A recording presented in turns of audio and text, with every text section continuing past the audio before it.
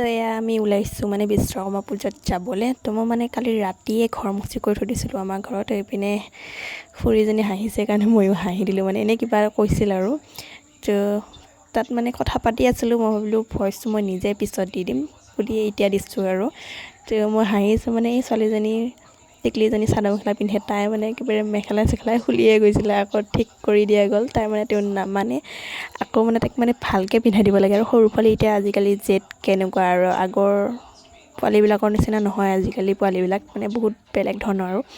তো তাইক তেনেকৈ মনাই কৰি লৈ গ'লোঁগৈ, মই ঠিক কৰি দিম বুলি কৈ তেনেকৈ লৈ গৈছোঁ তাইক। তো আমি এতিয়া ফাৰ্ষ্ট সোমাম মামাহঁতৰ ঘৰত। তো তাৰপিছৰ পৰা আকৌ আমি নামঘৰত যাব লাগিব। নামঘৰত অলপ সময় গাই পিছত আকৌ মামাহঁতৰ ঘৰলৈ আহিম। মামাহঁতে ফল মূল কটাত লাগিলে আৰু আৰম্ভ কৰিছে। চবেই আহিছে, আমাৰ ওচৰৰ পোৱালিকেইটাও আহিছে। তে আমি নামঘৰ পালোঁ। সেইকেইটা কি কৰি আছে পুখুৰী পাৰতে ঠিক নাই, এইটো মানে সৰুকৈ পুখুৰী আৰু, মাটি তুলিছিলে আমাৰ নামঘৰ। তো ভালকৈ পুতি নিদিলে, অকণমান ৰৈ গ'ল, ইমান দ নহয় বাৰু, অলপমান। তেও পানী হ'লে মানে অলপ দিগদাৰে আৰু।